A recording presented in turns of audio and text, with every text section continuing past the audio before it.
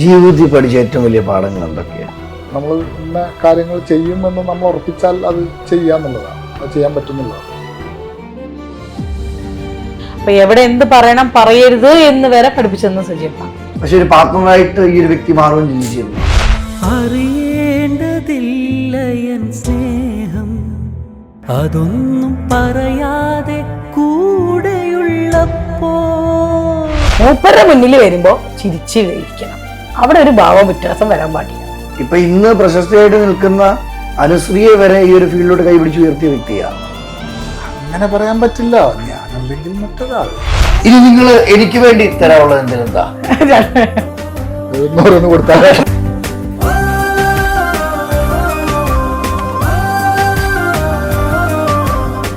ഇഷ്ടമാണ്.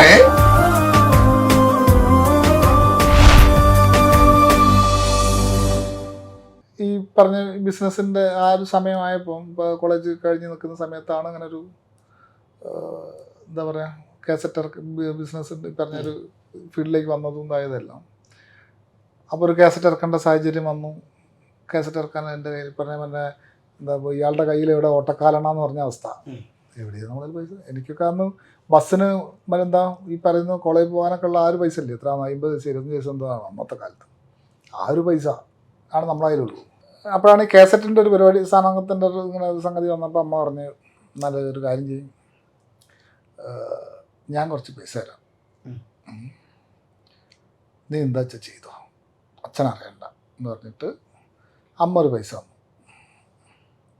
അപ്പം അന്ന് എനിക്കൊരു അപ്പോഴേക്ക് ഒരു ബൈക്കൊക്കെ സംഘടിപ്പിച്ചിരുന്നു, ഒരു RX100 ബൈക്ക് ഇപ്പോഴും എൻ്റെ കയ്യിലുണ്ട്. പിന്നെ കഴുത്തിലൊരു സ്വർണത്തിൻ്റെ ഒരു ചെയിനും ഉണ്ടായിരുന്നു.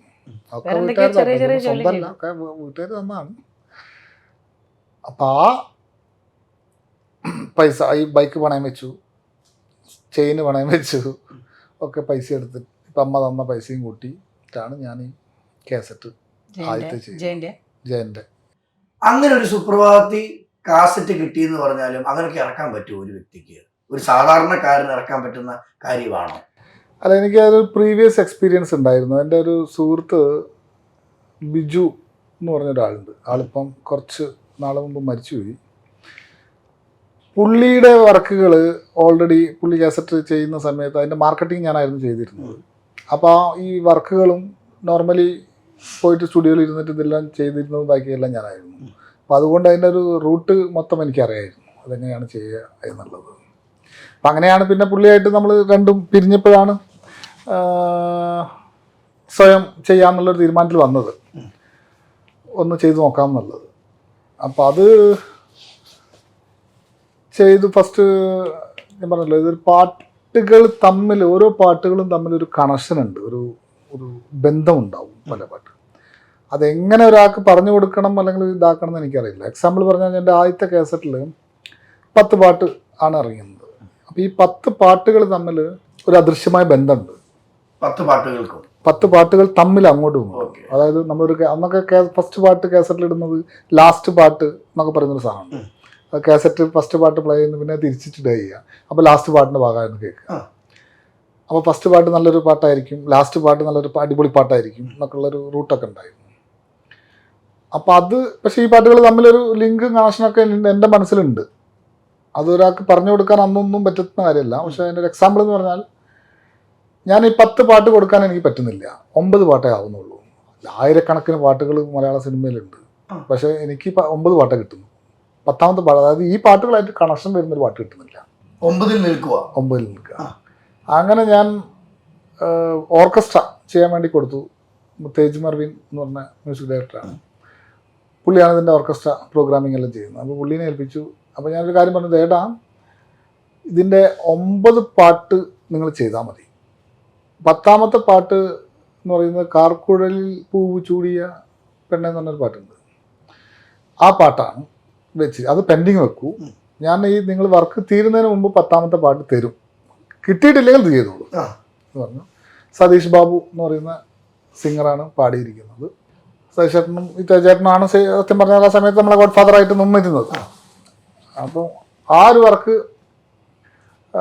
ചെയ്ത് എനിക്ക് മനസ്സിൽ ഈ പാട്ടുകൾ പലരും പല പാട്ടുകളും പറഞ്ഞു തരുന്നുണ്ട്. നമുക്ക് ആ പാട്ട് എടുത്താൽ ഇപ്പാട്ട് ചെയ്താൽ നമ്മുടെ അതൊന്നും മാച്ചാവില്ല എന്നാണെങ്കിൽ നടക്കാം. പിന്നെ രാത്രി നല്ല മഴയുള്ള സമയം. രാത്രി ഒരു ദിവസം ഇവിടുന്ന് ടൗണിൽ നിന്ന് പോകുന്ന വഴിക്ക് അന്ന് ബൈക്കൊന്നും എടുത്തിട്ടില്ല. ഒരു ബസ് സ്റ്റോപ്പ് രാത്രി 11-12 മണിക്ക് ഒരു ബസ് സ്റ്റോപ്പിൽ ഇറങ്ങി നിൽക്കുകയാണ്. നല്ല മഴ, വീട്ടിലേക്ക് പോകാൻ പറ്റില്ല. നിൽക്കുമ്പോൾ ഇരുളുന്ന് ആ ഒരു പാട്ട് ഞാൻ ഇങ്ങനെ കെടുത്തട്ടെ നിന്റെ കിടപ്പറ വിളക്കു ഞാൻ കെടുത്തട്ടെ മാറിൽ പടരട്ടെ എന്നൊക്കെ പറഞ്ഞിട്ട് അങ്ങനെ 2 ലൈന് കേൾക്കാം. നല്ല രസം. രാത്രി അതിലൊക്കെ ഇങ്ങനെ വല്ലപ്പോഴും ഒരു വണ്ടി പോകുന്നുള്ളൂ, കേൾക്കുമ്പോൾ നല്ല മഴ, നല്ല രസമായിട്ട് കേൾക്കുന്നു. പിന്നെ അത് ഇവിടുന്ന് റേഡിയോ എന്നാണ്, ഇവിടുന്നാണെന്ന് നോക്കിയിട്ടൊന്നും മനസ്സിലാവുന്നില്ല. പിന്നെ കുറച്ച് കഴിഞ്ഞപ്പോൾ എനിക്ക് മനസ്സിലായി ഈ ബസ് സ്റ്റോപ്പിൽ തന്നെയാണ് അത് കേൾക്കുന്നത്. അപ്പോൾ ഏതോ ഒരു പ്രാന്തനോ ആരോ ഒരാൾ സൈഡിൽ മൂലക്ക് ചുരുണ്ട് കിടക്കുന്നുണ്ട്, ബോഡി പറിച്ചിട്ട്. അയാളാണിത് പാടുന്നത്. അങ്ങനെ ഞാൻ അയാളെടുത്ത് പോയിരുന്നു. അപ്പോൾ പാട്ട് നല്ല പരിചയമുണ്ട്, പക്ഷെ ഇതിൻ്റെ തുടക്കം എന്താണെന്ന് അറിയില്ല. തുടക്കം കിട്ടിയാലല്ലോ ഇത് പാട്ട് ഏതാണെന്നില്ല. ഇയാളാണെങ്കിൽ ഇത് പല്ലവി ഇട്ട് പാടുന്നുമില്ല, തുടക്കം പാടില്ല. ഈ 4 ലൈൻ പാടും, പിന്നെ ഇതിൻ്റെ ചരണം പാടും, പല്ലവി പാടില്ല. കുറേ നിന്ന് ഇയാൾ ഇറങ്ങിപ്പോവുകയും ചെയ്തു. വിളിച്ച് ചോദിക്കാനും പറ്റില്ലല്ലോ രാത്രി. നാളെ കണ്ടുപിടിക്കാന്നുള്ള ലെവലിൽ ഞാനത് പാട്ടും പാടിയിട്ട് വീട്ടിലേക്ക് പോയി, മഴയും കൊണ്ട് പോയി. ഇവിടെ പിന്നെ എല്ലാവരും വിളിച്ച് ചോദിച്ചു, ഈ പറഞ്ഞത് അയ്യറിനെ വിളിച്ചു, എല്ലാവരും വിളിച്ചു. എല്ലാവരും പായന് തുമ്പത്തുണ്ട്, ആർക്കും കിട്ടുന്നില്ല. അങ്ങനെ അത് കഴിഞ്ഞ് പിറ്റേ ദിവസം വീട്ടിൽ നിന്ന് ഇതേമാതിരി ബ്രേക്ക്ഫാസ്റ്റ് കഴിക്കാതിരിക്കുമ്പോൾ ഞാൻ ഈ 4 ലൈൻ എനിക്ക് പറയും, 4 ലൈൻ പാടുക ഇരുന്നിട്ട്. അപ്പോൾ അടുക്കളയിൽ നിന്ന് ഇതിൻ്റെ പല്ലവി, കിഴക്കേ മലയിലെ വെണ്ണിലാവൊരു ക്രിസ്ത്യാനി പെണ്ണ് എന്ന് പറഞ്ഞ സാധനം, അത് ക്രിസ്ത്യാനി പെണ്ണായിട്ടിരിക്കുന്നു എന്നൊരു സാധനം വന്നു. അപ്പോൾ പെങ്ങള് ഇത് മറ്റേ ആ പെങ്ങളോടൊന്നും ഞാൻ ചോദിച്ചില്ലായിരുന്നു, ഇത് മറ്റേ പാട്ടല്ലേ എന്ന് ചോദിച്ചു. ഞാൻ നാട് മുഴുവൻ തെരഞ്ഞു നടന്ന സാധനമാണ് എൻ്റെ വീടിൻ്റെ അടുക്കളയിൽ. പെങ്ങൾ ഇതുവരെ അറിഞ്ഞില്ല കേട്ടോ സംഭവം. അപ്പൊ ഓള് ചിലപ്പോ കോപ്പിറൈറ്റ് കയറി ചിലപ്പോ വരും. യാതൊരു ബന്ധവും ഞാൻ ഇതുവരെ കണ്ടിട്ടില്ല. ചിലപ്പോ ചോദിച്ചു വരും, ചിലപ്പോ ആഹാ ഞാനല്ലേ ഫസ്റ്റ് പാട്ടങ്ങ് സെലക്ട് അപ്പൊ അങ്ങനെയാണ് ആ പാട്ട് കിട്ടുന്നത്. അത് ഞാൻ നേരെ തേരനെ വിളിച്ചിട്ട് പറഞ്ഞത്, എടാ പാട്ട് കിട്ടി, ഇതാണ് പാട്ട്. കറക്റ്റാണ്, അടിപൊളിയാണ്, ഇത് തന്നെ മതി, ഓക്കെ. അപ്പോൾ ഈ പാട്ടുകൾ തമ്മിൽ എനിക്കൊരു ബന്ധമുണ്ട്.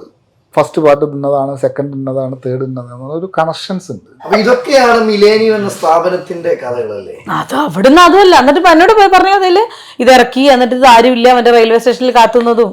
അന്നൊക്കെ ഈ പറയുന്ന പോലെ നമുക്ക് പറഞ്ഞ പോലെ സൈന്യങ്ങളൊന്നും ഇല്ലല്ലോ. അപ്പം എൻ്റെ 2-3 കൂട്ടുകാരുണ്ട്, അവരെ വിളിക്കും. സ്റ്റാർട്ടിങ് ഒക്കെ ഈ കാസറ്റ് ലേബൽ ഉണ്ടാവും, കവർ ഉണ്ടാവും, ഇതൊക്കെ വേണമല്ലോ. ഇതൊന്നും വ്യക്തമായിട്ട് ഓർഡർ ചെയ്യും, സാധനം വരും. ബസ് സ്റ്റാൻഡ് റെയിൽവേ സ്റ്റേഷനിലാണ് ഇത് വരിക, കവറ് കാസറ്റൊക്കെ വരിക. എൻ്റെ കയ്യിലിരിക്കുന്ന ഒരു RS ഉണ്ട്, ഓട്ടോറിക്ഷ വിളിച്ച് പോകാനുള്ള പൈസ ഇല്ല. അവസാനത്തേക്ക് പൈസ ഒന്നും ഉണ്ടായിരുന്നില്ല. കട കുറച്ച് 500 കാസറ്റൊക്കെ അടിപ്പിക്കുന്നത്. പക്ഷെ അന്ന് 1,00,000 കാസറ്റ് ഉണ്ടെങ്കിലും സെയിലാവും, പക്ഷെ അടിക്കാൻ പൈസ ഇല്ല. അങ്ങനെ ഇവിടുന്ന് രാവിലെ പൊളിച്ചൊക്കെ 6 മണിക്ക് RS എടുത്തെങ്ങാണ്ട് റെയിൽവേ സ്റ്റേഷനിൽ പോകും. എന്നിട്ട് ഈ കാസറ്റിൻ്റെ കവറിൻ്റെ പെട്ടിയുണ്ട്, വലിയ പെട്ടിയാണ്. അപ്പോൾ പോട്ടർമാർ എടുത്തെങ്ങാണ്ട് ബാക്കിൽ വെച്ച് തരും ബൈക്കിൽ. എന്നിട്ട് അത് വീട്ടിൽ കൊണ്ടുവെക്കും. എന്നിട്ട് വീണ്ടും പോകും അടുത്ത പെട്ടിക്ക്. അങ്ങനെ 2-3 ട്രിപ്പ് രാവിലെ പൊലിച്ചൊക്കെ പോയിട്ട് അടിക്കും. എന്നിട്ട് പിന്നെ കാസറ്റിൻ്റെ കവറൊക്കെ ആ തലേന്ന് കൊണ്ടുവച്ചിട്ടുണ്ടാവും, മറ്റേ ലേബലൊക്കെ. അത് കൊണ്ടുവന്നിട്ട് ചിലപ്പം നമ്മളൊക്കെ 1-2 സുഹൃത്തുക്കളുണ്ട്, അവരും വരും. അവരെല്ലാവരും കൂടി ഞങ്ങൾ ഇരുന്നിട്ട് ഇതാക്കിയിട്ട് പറഞ്ഞ കാസറ്റും ഇതൊക്കെ ഭയങ്കര വെയിറ്റ് ആവും, കവറും ഇതെല്ലാം കൂടി വരുമ്പോൾ. ഇതേമാതിരി RSൻ്റെ ബാക്കിൽ വെച്ച് കഴിഞ്ഞിട്ട് ബസ് സ്റ്റാൻഡിൽ പോകും. ബസ് സ്റ്റാൻഡിൽ പോയിട്ട് പൊട്ടന്മാർക്ക് എല്ലാവർക്കും അറിയാം തന്നെ. അപ്പോൾ അതുകൊണ്ട് അല്ലാതെ അവർ സാധനം കയറ്റി കൊണ്ടുവന്ന് അവർ സമ്മതിക്കില്ല. അപ്പോൾ അവർ ഇവിടെ ഞാൻ പറഞ്ഞു ഞാൻ എടുത്തോളാം, അല്ല അവർക്ക് പൈസ കൊടുക്കാൻ വേണ്ട. അപ്പോൾ അവർ ഹെൽപ്പ് ചെയ്ത് തരും, ചിലപ്പോൾ പിടിച്ചു തരും. എൻ്റെ ഞാൻ തന്നെ തലയിലെടുത്തിട്ട് കയറ്റണം. അത് 2ാം നിലയിലെ ഹോൾസെയിൽ ഷോപ്പുകൾ കൊണ്ടുപോയി അവിടെ കൊണ്ടുപോയി കഴിഞ്ഞിട്ട് സാധനം എല്ലാവർക്കും എല്ലാ കടയിലും കുറച്ച് കൊടുക്കും. അപ്പം ഇത് ഹിറ്റാണ്, പ്രൊഡക്റ്റ് ഹിറ്റാണ്. എല്ലാവർക്കും 500,000 വേണം. ഞാൻ ഓരോ കടക്കാരനും 500,000 വേണം. ഞാൻ ആകെ അടിക്കുന്ന 500. കാരണം 1000 അടിക്കണം, പൈസ വേണം. ഇവർ ഈ കൊടുക്കുന്ന കാശ് അപ്പം ഇത് സാധനം ഹിറ്റാണെങ്കിലും ഒരു പൈസ ഇല്ല സ്പോട്ടിൽ. ഇവരിപ്പം 10,000 തരാനുള്ളവന് 1000 തരുള്ളൂ. അതിങ്ങനെ കറക്ഷനായി എടുക്കണം. പഠിക്കാൻ പൈസ വേണ്ട നമ്മുടെ. അപ്പം അങ്ങനെ കുറച്ച് പിന്നെ അവിടുത്തെ ഒരു ഹോൾസെയിലറിന് എന്നോട് പാന്ന് വന്നിട്ട് പുള്ളി പറഞ്ഞ്, രാജിയാരുണ്ട്, പുള്ളി എന്നോട് പറഞ്ഞ് ഒരു കാര്യം ചെയ്യും, ഞാൻ കുറച്ച് ക്രെഡിറ്റ് അടിച്ചുതരാം, അത് നമ്മൾ അക്കൗണ്ടിൽ അഡ്ജസ്റ്റ് ചെയ്യാം എന്നൊക്കെ പറഞ്ഞു. അതിൻ്റെ പുള്ളി കുറച്ച് ക്രെഡിറ്റ് അടിച്ച് തന്നു. അപ്പോൾ കുറച്ചുകൂടി ക്വാണ്ടിറ്റി കൂടുതലായി. അപ്പോഴാണ് അറിയുന്നത് തിരുവനന്തപുരം ഏരിയയിൽ നിന്ന് ഒരു MC ഓഡിയോസ് എന്ന് പറഞ്ഞിട്ട് ഒരു ഭക്തിഗാനം മാത്രം ഇറക്കുന്ന ഒരു കമ്പനി ഉണ്ട് ഇവിടെ, സജിത എന്ന് പറയും, MC സജിത എന്ന് പറയും. പുള്ളി വന്നിട്ട് എന്നോട് പറഞ്ഞു, മോനെ നിൻ്റെ സാധനം തിരുവനന്തപുരം ഭാഗത്തൊക്കെ ഡ്യൂപ്ലിക്കേറ്റ് ആണെന്നോ തോന്നുന്നു കേട്ടോ, ഞാനൊരു സാധനം സാമ്പിൾ എടുത്തിട്ട് നോക്കുന്നുണ്ട്. അപ്പോൾ നോക്കിയപ്പോൾ അത് ഡ്യൂപ്ലിക്കേറ്റാണ്. അത് പക്ഷേ സാധനം മറ്റുള്ളവർക്ക് മനസ്സിലാവില്ല, നമുക്ക് മനസ്സിലാവും ഡ്യൂപ്ലിക്കേറ്റാണ്. പുള്ളി പിന്നെ ഫീൽഡിൽ കളിക്കുന്ന നന്നായിട്ട് കളിക്കുന്ന ആളെയാണ് പുള്ളിക്കറിയാം. അപ്പോൾ ഡ്യൂപ്ലിക്കേറ്റാണ്. അങ്ങനെ ഡ്യൂപ്ലിക്കേറ്റ് പിടിക്കാൻ പോയി. തിരുവനന്തപുരം മുതൽ നോക്കുമ്പോൾ തിരുവനന്തപുരം മുതൽ എറണാകുളം വരെ ഡ്യൂപ്ലിക്കേറ്റാണ്. കാരണം അവിടേക്കൊക്കെ അയക്കാൻ എൻ്റെ കയ്യിൽ സാധനം ഇല്ല. എല്ലാവർക്കും സാധനം കൊടുക്കാൻ നമ്മുടെ സാധനം വേണ്ടേ, ധരിക്കാൻ പൈസ വേണ്ടേ. അങ്ങനെ എങ്ങനെയൊക്കെയോ കടം വാങ്ങി, പിന്നെയും കടവും സാധനമൊക്കെ വാങ്ങി എല്ലാം അടിച്ച് പിന്നെ അവിടെ സപ്ലൈ ചെയ്തപ്പോൾ പോയപ്പോൾ കൊച്ചിയിലൊരു ഷോപ്പിലാണ്. അപ്പം ഞാൻ അവിടെ പോകുന്ന ആ സമയത്ത് എൻ്റെ കൂടെ ഉള്ള ഒരാളെയും കൊണ്ടാണ്. ആ സമയത്ത് എൻ്റെ കൂടെ ഉണ്ടായിരുന്ന ഒരാൾ, പണ്ട് മുതലുള്ള ആളല്ല കേട്ടോ, ആ സമയത്ത് വന്നു കൂടിയ, ഞാൻ പണ്ട് പരിചയമുള്ള ഒരാൾ അന്നപ്പോൾ വന്നു കൂടിയതാണ്, ആളെയും കൊണ്ടാണ് പോകുന്നത്. അങ്ങനെ പോയി തിരിച്ചു വന്നു. ഈ ഡ്യൂപ്ലിക്കേറ്റ് സപ്ലൈ ചെയ്ത കടയിൽ ചെന്നു. അപ്പോൾ ആ കടയിൽ കോഴിക്കോട്ടുകാരനായ ഒരാളുണ്ടായിരുന്നു. അപ്പോൾ അയാളെ ഞാൻ തല്ലാനൊക്കെ പോയി. ഞാൻ പറഞ്ഞു, നിങ്ങൾക്ക് അറിഞ്ഞൂടെ ഇതെൻ്റെ സാധനമാണ്. അപ്പോൾ അവരൊരു കാരണം പറഞ്ഞത് ആരോ ഒരാൾ കൊണ്ടു കൊടുത്തു കുറേ കാര്യം. അപ്പോൾ ഞങ്ങൾ വാങ്ങി വെച്ചു, എന്നിട്ട് ഞങ്ങൾ സപ്ലൈ ചെയ്താണ്. അപ്പോൾ ഞങ്ങൾ നിങ്ങൾക്ക് അറിഞ്ഞൂടെ ഇതെൻ്റെ സാധനമാണ്, അപ്പോൾ നിങ്ങളിത് വാങ്ങിയൊക്കെ എങ്ങനെയാണ് നിങ്ങൾക്ക് അറിഞ്ഞൂടെ. അപ്പോൾ ഞങ്ങൾക്ക് അറിയില്ല ഡ്യൂപ്ലിക്കേറ്റ് ആണെന്നൊക്കെ അവർ പറഞ്ഞ് ഉരുണ്ടടിച്ചു. അങ്ങനെ ഞാൻ പുറത്തിറങ്ങി. അപ്പോൾ എൻ്റെ കൂടെ വന്ന ആൾ അവിടെ തമാശയും ചിരിയൊക്കെ കയറ്റി നിൽക്കുന്നുണ്ട്. അപ്പോൾ തന്നെ എനിക്കൊരു അസ്വസ്ഥത. ഈ ഡ്യൂപ്ലിക്കേറ്റ് അടിച്ച ആൾക്കാരുടെ അടുത്ത് പറഞ്ഞാൽ ഞാൻ തല്ലും പിടിക്കും കൊല്ലും എന്നൊക്കെ പറഞ്ഞ് മറ്റേ ചിരിച്ചുകൊണ്ട് നിൽക്കുമ്പോൾ തന്നെ എനിക്കൊരു അസ്വസ്ഥത ഉണ്ട്. പിന്നെ ആ കടക്കാരൻ പൊളിഞ്ഞു, ഫുള്ള് തകർന്ന് പൊളിഞ്ഞ് ഇതായി ഒരു ഗതി. അപ്പോൾ അന്ന് മുതലേ ഞാൻ ഇയാളെ നോട്ടിട്ട് വെച്ചിട്ടുണ്ട്, ഒരു ദിവസം ഇയാളെ കിട്ടണം എനിക്ക് ചെയ്യുന്നുണ്ട്. അങ്ങനെ നമ്മളെ ഓഫീസിലുള്ള സ്റ്റാഫ് മൊമക്ക എന്ന് പറയും, വർഷങ്ങളായിട്ട് പുള്ളിയൊക്കെ 10-20 കൊല്ലമായിട്ട് എൻ്റെ കൂടെ ഉള്ള ആൾ കേട്ടോ. ഇപ്പം വയ്യാതായിട്ട് ഇപ്പോൾ റിട്ടയർമെൻറ്റ് കൊടുത്ത് വീട്ടിലിരിക്കുകയാണ്. പുള്ളി എന്നെ വിളിച്ചിട്ട് പറഞ്ഞു, ഇയാൾ ആ കടക്കാരൻ കോഴിക്കോട് വന്നിട്ടുണ്ട്, അപ്പം അയാളുടെ അടുത്ത് നിന്ന് അയാൾക്ക് എന്തോ സ്മോൾ കഴിക്കണം, അപ്പോൾ എന്തെങ്കിലും വാങ്ങിച്ചു തരുമെന്ന് വെച്ചിട്ട്. അപ്പോൾ അയാൾ അത്രയും മോശം സ്ഥിതി അയക്കുന്നു. അപ്പം പറഞ്ഞു, ഞാൻ വാങ്ങിച്ചു തരാം, ഇങ്ങോട്ട് കൂട്ടി കൊണ്ടുപോകാം, വാങ്ങിച്ചു തരാമെന്ന് ഇങ്ങോട്ട് വിളിക്കുന്നതാണ്. അങ്ങനെ ഇവിടെ കൂട്ടിക്കൊണ്ടുവന്നു, സ്മോളൊക്കെ വാങ്ങിക്കൊടുത്ത് കാര്യമൊക്കെ കഴിഞ്ഞതിന് ശേഷം ഞാൻ പറഞ്ഞു, ബൈ, എനിക്കൊരു കാര്യത്തിന് ഉത്തരം കിട്ടണം. വർഷങ്ങളായിട്ട് മനസ്സിൽ കൊണ്ടു നടക്കുന്നൊരു ചോദ്യമാണ്. എൻ്റെ സാധനം അന്ന് ഡ്യൂപ്ലിക്കേറ്റ് അടിച്ചാരാ? ഈ മൊമക്ക എന്ന് പറയുന്ന ആളും പണ്ട് മറ്റേ ബാംഗ്ലൂർ കുറച്ച് CD കച്ചവടമൊക്കെ ചെയ്തിരുന്നു. അങ്ങനെ എൻ്റെ മനസ്സിലുള്ള, അപ്പോൾ പുള്ളി പറയുന്നില്ല, പുള്ളി ഇങ്ങനെ അല്ല അത് ഇപ്പം ഇനിയിപ്പോൾ പറയണ്ട, നമ്മളത് കഴിഞ്ഞതല്ലേ എന്ന് പറഞ്ഞു. ഞാൻ പറഞ്ഞു, അത് എനിക്കൊരു നീറ്റലുണ്ട് ഇവിടെ, അത് തീരണമെന്നുണ്ടെങ്കിൽ ഈ ഉത്തരം കിട്ടണം. ഞാൻ പറഞ്ഞു, നിങ്ങൾ പറയണ്ട, ഞാൻ 3 പേര് പറയാം, ഈ 3 പേരിൽ ആരാന്ന് പറഞ്ഞാൽ മതി. 3 പേര് ഞാൻ പറഞ്ഞു. ഒന്ന് എൻ്റെ കൂടെ ഇത് പിടിക്കാൻ വന്ന ആളാണ്, ചിരിച്ചു ആണ്. ഒന്ന് മോമക്കൻ തന്നെ പറഞ്ഞു. ഞാനൊന്ന് ഈ മോമക്ക, ഒന്ന് ഇയാള്, ഒന്ന് വേറെ ആരാണ്, ഒരാളെ കൂടെ പേര് പറഞ്ഞു. അതായത് ആ ചിരിച്ചിരുന്ന ആളെ ബ്രദർ ഉണ്ട്, അയാൾ വന്നപ്പോൾ നമ്മളെ കൂടെ കളിക്കുന്ന ആളാണ്. ഇതിൽ ആരാന്ന് പറഞ്ഞാൽ മതി, വേറെ ഒന്നും എനിക്കറിയണ്ട, ഈ വ്യക്തിയില ഈ 3-ൽ ആരാന്ന് മാത്രം പറഞ്ഞാൽ മതി. നമുക്കെല്ലാം എനിക്കറിയാം, പിന്നെ ഒരാളെ പറയുമ്പോൾ പറയണമല്ലോ. പുള്ളി ഈ എൻ്റെ കൂടെ വ്യാജൻ പിടിക്കാൻ വന്ന ആളുണ്ടല്ലോ, ചിരിച്ച് നിന്ന് എൻ്റെ കൂടെ ഫുൾ ടൈം നടക്കുന്ന ആള് അയാളാണ്. അവനും കൊണ്ട് ഇത് അടിച്ച് എൻ്റെ കൂടെ നിന്നിട്ട് ഇത് അടിച്ച് വ്യാജ CD അടിച്ച് കേസറടിച്ച് സപ്ലൈ ചെയ്തവനാണ് എൻ്റെ കൂടെ ഇത് പിടിക്കാൻ വരുന്നത്. അവരപ്പോഴേക്ക് സ്വന്തമായിട്ട് ഒരു വീടൊക്കെ ഉണ്ടാക്കി കഴിഞ്ഞു. പിന്നെ എങ്ങനെ ചിരിക്കുന്നു ഈ മനുഷ്യൻ? അപ്പം അങ്ങനെ കുറെ അനുഭവങ്ങൾ, അതൊക്കെ ആ അനുഭവങ്ങളൊക്കെ പിന്നീട് പാഠമായിരുന്നു, അതോ എത്ര വന്നാലും പഠിക്കാത്തൊരു മനുഷ്യനായിട്ട് മാറുമായിരുന്നോ? പഠിച്ചില്ല എന്നാ തോന്നുന്നു.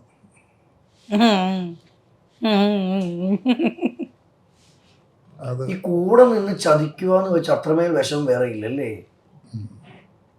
അത് കോമഡി അത് മാത്രമല്ല, അയാൾ മാത്രമല്ല വെച്ച് ഇത്. ഞാൻ ഇപ്പോൾ പറഞ്ഞ 2 ആൾക്കാർ, ഒന്ന് ചേട്ടനും ഒന്ന് അനിയനുമാണ്. ഈ അനിയൻ്റെ ആണ് ഇപ്പം ഈ ചതി ചതിച്ച്. ഇതിന് ശേഷം നമ്മളെ കൂടെ നിന്നിട്ട് ഇപ്പം ചേട്ടൻ പറഞ്ഞു, അവനോട് അങ്ങനെ തന്നെയാണ്, അവനോട് ഞാൻ അന്നേ പറഞ്ഞിട്ട് അവനെ ഒന്ന് കൂടെ കൂട്ടരുതെന്ന് ചേട്ടൻ പറഞ്ഞു. അപ്പോൾ ചേട്ടൻ്റെ കൂടെ കൂടി പിന്നെ അതുപോലെ ഒരു നാളെ സംശയം വന്നപ്പോൾ ഞാൻ നേരത്തെ പറഞ്ഞിരുന്നു, ഞാൻ എഴുതി വരെ വാങ്ങിച്ചു വെച്ചിട്ടുണ്ട് എന്നുള്ളത്. അത് ചേട്ടനായിരുന്നു. വന്നവരും നിന്നവരും എല്ലാം ഒന്നിച്ചു. ചേട്ടനും അനിയനും ചെയ്തു. ചേട്ടൻ അതിൻ്റെയും കോമഡി ഉണ്ട്. ചേട്ടനും അനിയനും കൂടി ഒരു വീടുണ്ടാക്കി. വീടിൻ്റെ താഴത്തെ നില അനിയനും മുകളത്തെ നില ചേട്ടനുമാണ് ഉണ്ടാക്കിയത്. രണ്ടുപേരും ആ സമയത്ത് നമ്മളെ കൂടെ വന്നിട്ടാണ് ഇത് ഉണ്ടാക്കിയത്. അപ്പോൾ ഞാൻ പറഞ്ഞ ഒരു കാര്യം ചെയ്തേക്ക്, ആ വീടിന് മില്ലേനെന്ന് പേരിട്ടേക്ക്. എന്നാലും പൈസ ഒന്നും അവർ തിരിച്ചു തരാൻ പോകുന്നില്ല. Sponsored by Millennium. ഇത്രയൊക്കെ കഥകളുള്ള ഒരു മനുഷ്യനാണെന്ന് എനിക്കറിയത്തില്ലായിരുന്നു കേട്ടോ. അങ്ങനെ പറഞ്ഞ ആർക്കും പൊട്ടനാക്കാൻ പറ്റത്തില്ല, എല്ലാവർക്കും പൊട്ടനാക്കും ചെയ്യാം. ഇപ്പൊ ഇന്ന് പ്രശസ്തയായിട്ട് നിൽക്കുന്ന അനുശ്രീയെ വരെ ഈ ഒരു ഫീൽഡിലോട്ട് കൈപിടിച്ച് ഉയർത്തിയ വ്യക്തിയാ.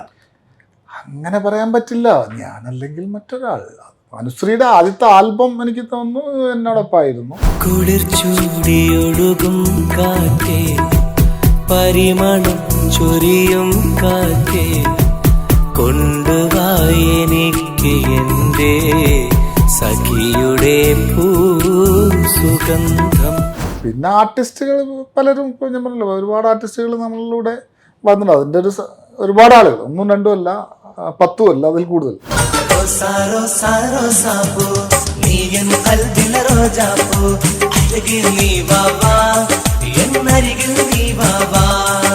പക്ഷേ ഞാൻ പറയും, ഞാനല്ലെങ്കിൽ മറ്റൊരാൾ. അവരെന്തായാലും ആർട്ടിസ്റ്റ് ആവേണ്ട ആൾ ആർട്ടിസ്റ്റ് ആയിരിക്കും. അതിന് നമ്മളൊരു നിമിത്തമായെന്ന് മാത്രം.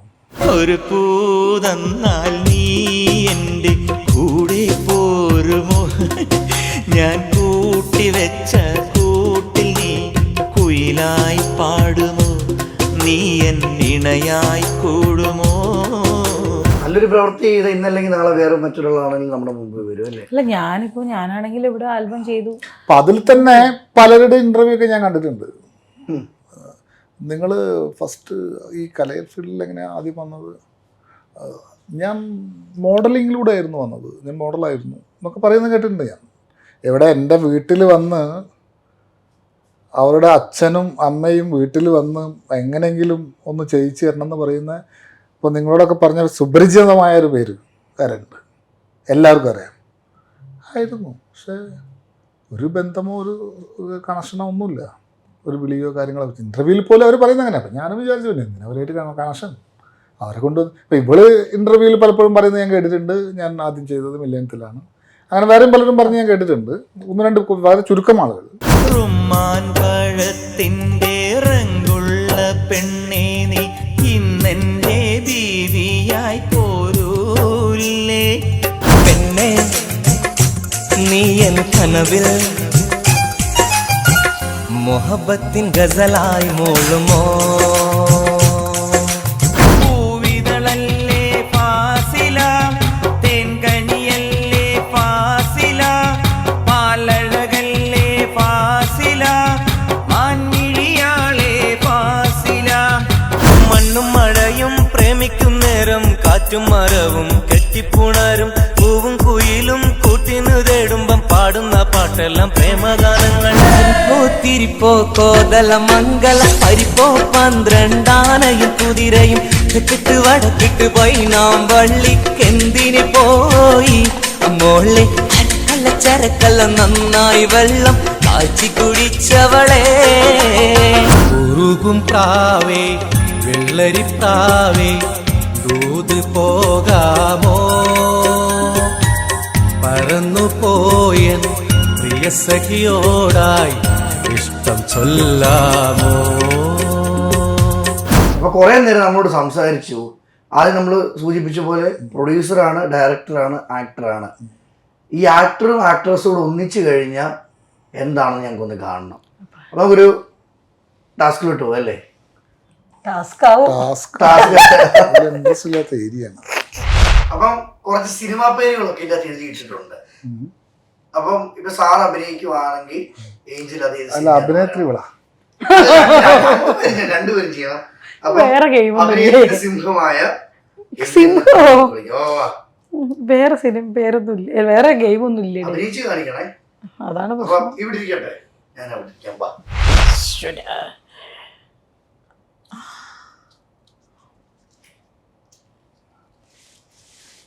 പിന്നാവില്ല മാറ്റൂല്ല. കാർ ഓടിച്ച് പോകുന്നു. ആ വൈപ്പർ മഴ പെയ്യുമ്പോൾ മഞ്ഞ് മഞ്ഞ് പോലൊരു പെൺകുട്ടിയാണ് മഞ്ഞൊരു കാലം ആ മഞ്ഞുമൽ വയസ്സ് അത് ആളെ കാണിക്കണം ഇങ്ങനെ കാണിച്ചാലും ഇങ്ങനെ നിങ്ങൾ 4 പേരെ കാണിച്ചില്ലേ? അത് ഓരോരുത്തർ കാണിക്കുന്നത് പിന്നെ അങ്ങനൊക്കെ അതന്നെ ഇതെന്താ എനിക്ക് പറഞ്ഞ പോലെ. അടുത്തത് വരുന്നത് ഇതിപ്പോ ഞാൻ മുന്നിൽ കാണിച്ചത്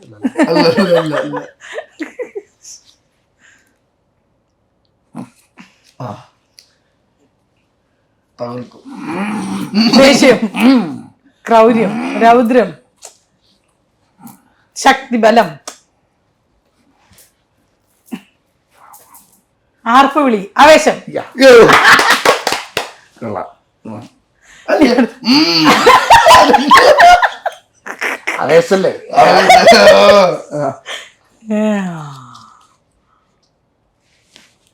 പഴയ പടം പുതിയത് പഴയ കാലഘട്ടം പുതിയ സിനിമയാണ് പഴയ കാലഘട്ടത്തിൻ്റെ കഥ പറയുന്നത്. മോഹൻലാൽ അഭിനയിച്ചു. മോഹൻലാൽ കുട്ടിയാകുമ്പോൾ അഭിനയിച്ചു. മോഹൻലാലിൻ്റെ ചെറുപ്പം ആക്ഷൻ ഒന്നുകൂടെ കാണിച്ച്. മോഹൻലാലിൻ്റെ മോൻ പുതിയ പടം. മോഹൻലാലിൻ്റെ മോൻ്റെ പുതിയ പടം. അത് ഏതാണ്? വിനീത് ശ്രീനിവാസൻ ചെയ്ത വിനീത് ശ്രീനിവാസൻ ചെയ്ത പുതിയ പടം പേരിക്ക പോയ അല്ല എന്താ അങ്ങനെ എന്തൊരു പേരാ വർഷങ്ങൾക്ക് ശേഷം ആ പേരും കേരള. അപ്പോൾ അടിപൊളി സെഗ്മെന്റ് ചെയ്തു കേട്ടോ. ഇനി നിങ്ങൾ എനിക്ക് വേണ്ടി തരാനുള്ളത് എന്തെങ്കിലും എന്താ? ഓരോന്ന് കൊടുത്താലോ? നിങ്ങൾ ആലോചിച്ചൊരു സിനിമ പ്ലാൻ ചെയ്യുമ്പോ എന്നിട്ട് അത് എന്നോട് പറ. നിങ്ങൾ രണ്ടുപേരും ആലോചിക്കുക.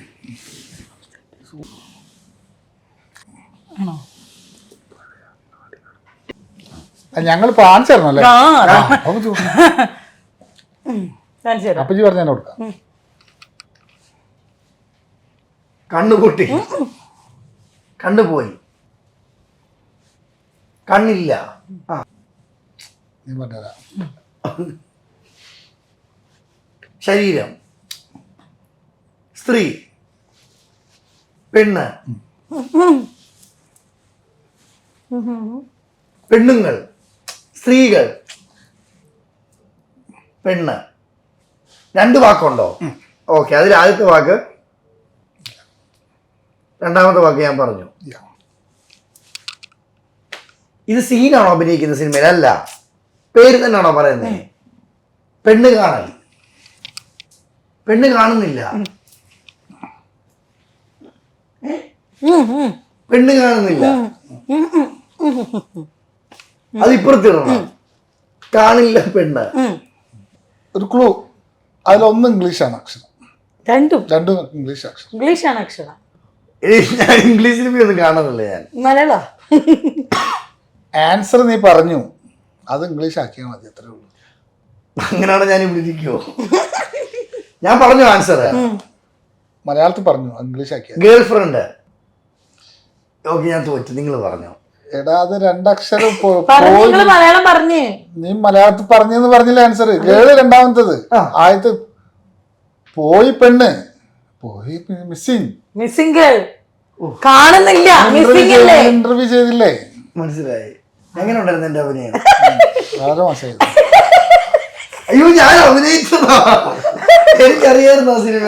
ഇനിയിപ്പോ അങ്ങനെ പറഞ്ഞാൽ അല്ലേ? സാറ് കാരണം ഏഞ്ചലിന്റെ അഭിനയം ഇല്ലാതാക്കി എന്ന് ഞാൻ പറഞ്ഞു എന്ത് പറയും? ഞാൻ അവളോട് അഭിനയിച്ചോളാൻ പറഞ്ഞിട്ടുണ്ടല്ലോ. പുതിയ സീരിയലിൽ അഭിനയിച്ചോളാൻ പറഞ്ഞു. അത് വേണ്ടായിരുന്നു. ഒരു സീരിയലിൽ അവസരം കൊടുത്തു, വേണ്ടായിരുന്നു.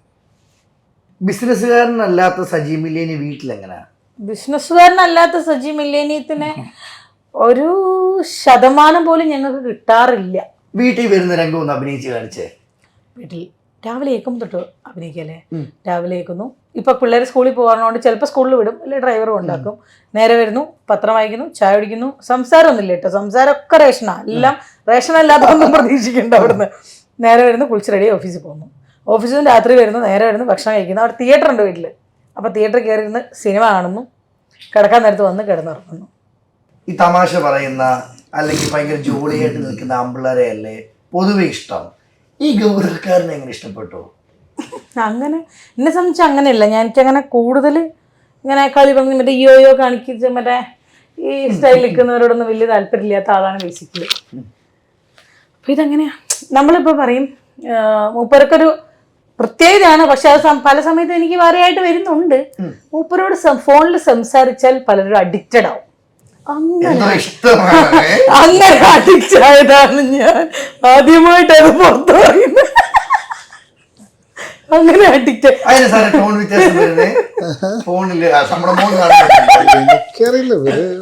അല്ല അഡിക്റ്റഡ് ആവും. ഞാൻ സത്യം പറഞ്ഞ എങ്ങനെയാണെന്നറിയോ, ഞാൻ അഭിനയിച്ച ആൽബം ഇത് ആദ്യമായിട്ടല്ലേ അഭിനയിക്കുന്നേ. ചേട്ടാ ആൽബം എന്നാ റിലീസ് എന്ന് ചോദിച്ചൊന്ന് വിളിച്ചതാ. ഒരു ബിസിനസ്സുകാരനാവണമെങ്കിൽ എന്തൊക്കെ കാര്യങ്ങൾ ശ്രദ്ധിക്കണം? ബിസിനസ്സുകാരനാവണമെങ്കിൽ ആദ്യം അതിനോടൊരു ഡെഡിക്കേഷൻ വേണം. അതിന് വേണ്ടിയിട്ട് ഇപ്പോൾ പറയുന്ന മാതിരി ഒരു ടൈം വെച്ച് കഴിഞ്ഞിട്ട് ബിസിനസ് ചിന്തിക്കുക ബാക്കി സമയം ഫാമിലിക്ക് കൊടുക്കുക എന്ന് പറയുന്ന നടപ്പിലാകുന്ന കാര്യങ്ങളല്ല. നമ്മളത് ഫുൾ ടൈം ചിലപ്പോൾ അതിൽ സഞ്ചരിച്ചുകൊണ്ടേ ഇരിക്കേണ്ടി വരും. നമ്മളെ ബുദ്ധിയും കാര്യങ്ങളെല്ലാം അതിന് വേണ്ടിയിട്ട് പ്രയോഗിച്ചുകൊണ്ടേ ഇരിക്കേണ്ടി വരും. പിന്നെ പറഞ്ഞ വാക്കുകൾ, സമയങ്ങൾ ഇതൊക്കെ പാലിക്കേണ്ടി വരും. നമുക്കൊരു കൃത്യത ഉണ്ടായിരിക്കണം. ഇപ്പം ഇന്ന ദിവസം ഒരാൾക്ക് കാശ് കൊടുക്കാമെന്ന് പറഞ്ഞാൽ ആ ദിവസം കൊടുക്കാൻ നമുക്ക് പറ്റണം. അത് ആ സമയം അല്ലെങ്കിൽ ഈ ഫോൺ എടുക്കാതിരിക്കുക മറ്റേതൊക്കെയാണ് ഇതിലിപ്പോൾ ഞാൻ കണ്ടുവരുന്ന ഏറ്റവും വലിയ കുഴപ്പങ്ങളല്ല. പിന്നെ ഫോൺ എടുക്കില്ല, കൊടുക്കാമെന്ന് പറഞ്ഞ ദിവസം പിന്നെ അങ്ങോട്ട് ഫോൺ എടുക്കില്ല, അങ്ങനെയൊക്കെയുള്ള കുഴപ്പങ്ങൾ അതൊക്കെ മാറ്റി ചെയ്യാന്നുള്ളതാണ്. ജീവിതത്തിൽ പഠിച്ച ഏറ്റവും വലിയ പാഠങ്ങൾ എന്തൊക്കെയാണ്? നമ്മൾ ഇന്ന കാര്യങ്ങൾ ചെയ്യുമെന്ന് നമ്മൾ ഉറപ്പിച്ചാൽ അത് ചെയ്യാന്നുള്ളതാണ്, അത് ചെയ്യാൻ പറ്റുന്നുള്ളതാണ്. ഏഞ്ചിൽ പഠിച്ച പാഠങ്ങൾ എന്തൊക്കെയാണ്? ഈ ചിരിച്ചിരിക്കുന്ന മുഖത്തിന്റെ പിന്നിൽ ഒരു സങ്കടമുണ്ട്. പക്ഷെ എനിക്ക് ഇവര് വേറെ അല്ലേ. എനിക്ക് ഫാമിലി ഇമ്പോർട്ടൻസ് അങ്ങനെ അതിങ്ങനെ ഫാമിലികളായിട്ട് വളർന്ന ആളാണ്. പക്ഷെ ഞാൻ പറഞ്ഞ നോർമലി സജി മില്യൻ എന്നൊരാളെ പരിചയപ്പെട്ടില്ലായിരുന്നെങ്കിൽ നോർമലി അവിടെ എന്തെങ്കിലും ഒരു ചെറിയ ജോലി എന്തെങ്കിലും പഠിച്ചതായി അവിടെ ഒതുങ്ങിപ്പോവായിരുന്നു. ലോകം കാണാൻ മീൻസ് മനുഷ്യരെ പോലും നമ്മളൊക്കെ ഓപ്പണായിട്ട് എല്ലാ കാര്യം വിളിച്ചു പറയുന്ന ആൾക്കാരാണ്. അപ്പോൾ എവിടെ എന്ത് പറയണം പറയരുത് എന്ന് വരെ പഠിപ്പിച്ചെന്ന് സജിയേട്ടനാണ്. മാറ്റം അങ്ങനെയല്ല. നമ്മൾ നിന്ന പൊസിഷൻ നമ്മളിപ്പോൾ താഴെയാണെങ്കിൽ മൂപ്പരെ ഞാനെന്നല്ല, ഞാൻ ഇപ്പം പറയും ഞാൻ ഭാര്യ എന്നുള്ള പൊസിഷൻ മാറ്റിയെടുത്താലും മൂപ്പരെ കൂടെയുള്ള സ്റ്റാഫാണെങ്കിലും ഇപ്പം എനിക്ക് തരുന്ന പോലെ എല്ലാ ഫെസിലിറ്റീസും അവർക്കും കൊടുക്കും. ഭാര്യയാവണ നിർബന്ധമൊന്നുമില്ല. അദ്ദേഹത്തിൻ്റെ കൂടെയുള്ള ആൾക്ക് അദ്ദേഹത്തെ പോലെ ഒപ്പം ഉയർത്താനും മൂപ്പര എൻജോയ് ചെയ്യുന്ന എല്ലാ ഫെസിലിറ്റീസും സൗകര്യങ്ങളും അവർക്കും കൊടുക്കും. അതാണ് അതിന് മൂപ്പര ഭാര്യയാണെന്ന് നിങ്ങൾ സ്റ്റാഫായാൽ മതി, ഭാര്യയാവണമെന്ന് യാതൊരു നിർബന്ധമില്ല. പക്ഷേ ആൾക്കാരെ ജഡ്ജ് ചെയ്യാൻ, ആൾക്കാരോട് സംസാരിക്കാൻ അതെങ്ങനെ ഇപ്പോൾ മൂപ്പറല്ലേ അവളെ നല്ല കുരുട്ടാന്ന് പറഞ്ഞില്ലേ, അതുപോലെ പഠിപ്പിച്ചെന്ന് മൂപ്പറയാണ്. അല്ല ഓരോ നമുക്കൊക്കെ അറിവ് കൊടുക്കുന്നത് അപ്പൊ അത് അങ്ങനെ എല്ലാ സാധനവും നമ്മളിപ്പോൾ നോർമലി ഒരു പൊട്ടിക്കാളി എന്ന് പറയില്ല, ആ ലെവലിലായിരുന്നു ഞാൻ. പക്ഷെ അതിന്നിങ്ങനെ ഓരോ സ്റ്റേജും മാറി മാറി ചാടി ചാടി ചാടി ഇതൊക്കെ പഠിപ്പിച്ചു തന്നെ ഇത് തന്നെയാണ്. ചെറിയൊരു കാര്യമല്ല എന്നെ സംബന്ധിച്ച്. പക്ഷെ ബിസിനസ് എന്ന് പറഞ്ഞാൽ എനിക്ക് ഫാമിലിയാണ് ഇമ്പോർട്ടൻസ്. ഫാമിലികളാണ് ഫാമിലി ഒരു ഫാമിലിയും ഒരു ബിസിനസ്സുകാരോട് ഒന്നിച്ച അതന്നെ ഫുള്ള് കച്ചറയാണ്.